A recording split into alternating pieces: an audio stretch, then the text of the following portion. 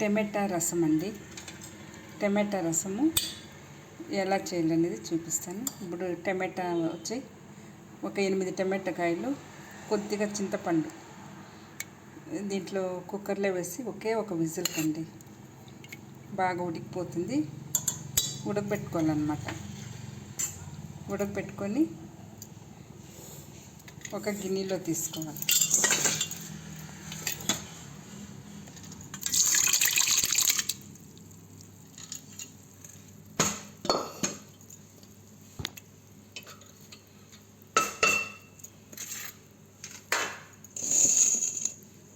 దీంట్లో కొద్దిగా పసుపు, తగినంత ఉప్పు,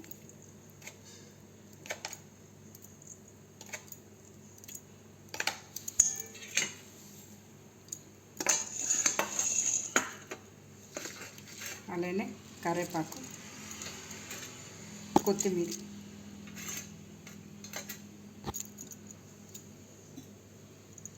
ఇంకా దీంట్లో ఇంకా కొద్దిగా నీళ్ళు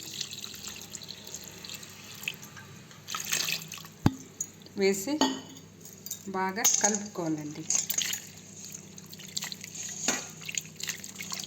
ఇవన్నీ బాగా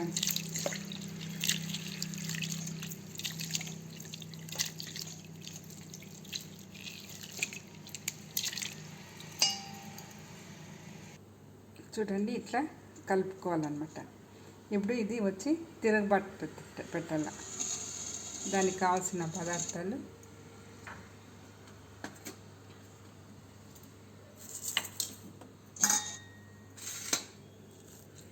జీలకర్ర, మిరియాలు నేను మిక్సీలోనే వేసి పెట్టుకుంటాను. ఇది ఒక 2 స్పూన్లు అన్నమాట. జీలకర్ర, మిరియాలు, ఒక తెల్లగడ్డ, ఒక 4 ఎండుమిరపకాయలు,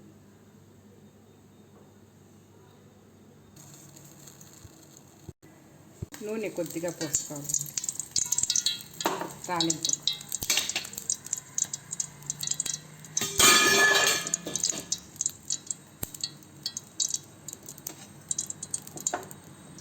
దీంట్లో ఆవాలు,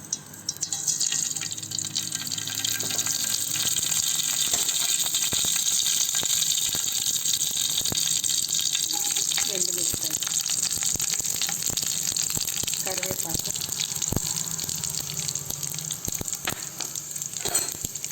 తెల్లగడ్డ,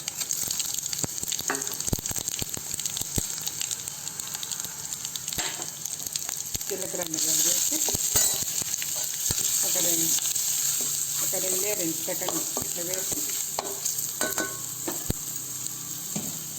ఇప్పుడు ఈ రసం పొడి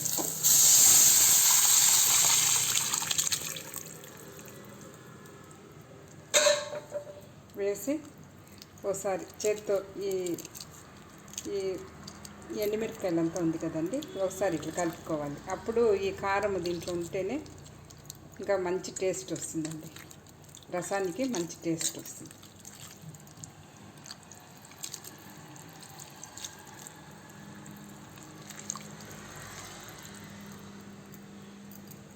ఇప్పుడు ఇది కొంచెము నురుగు వచ్చేలాగా మనము వేడి చేసుకోవాలి. చూడండి, ఇట్లా రసము ఇట్లా ఒక పొంగు వచ్చినాక స్టవ్ ఆఫ్ చేసేయాలి. ఎక్కువ అది ఉడికిందంటే చేదు వచ్చేస్తుంది కాబట్టి ఒకే ఒక పొంగులో స్టవ్ ఆఫ్ చేసుకోవాలి. అంతే అండి, టమాటా రసము రెడీ. బాగుంటుందండి తినడానికి. దీంట్లో ఏమి పప్పుల పొడి ఏమీ నేను మిక్స్ చేయలేదు. టమాటా ఉడకపెట్టి చేసినాను. ఇలా చేయండి, చాలా టేస్టీగా ఉంటుంది. అన్నంలోకి చాలా బాగుంటుందండి.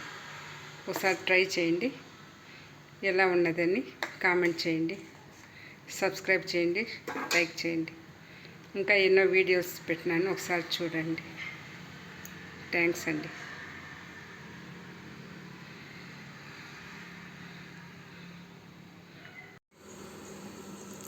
శనగపిండి బోండా అండి.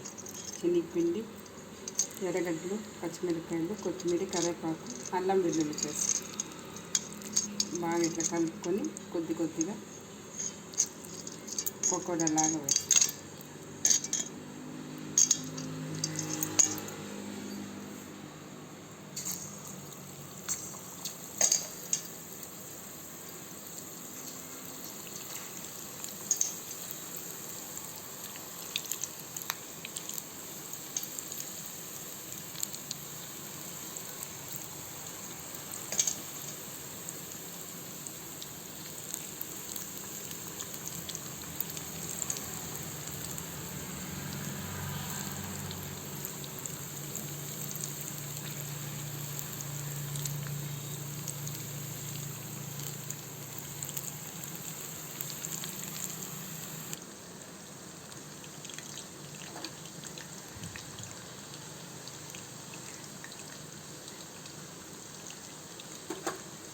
ఒక 2 నిమిషాల పాటు వేగనివ్వాలండి.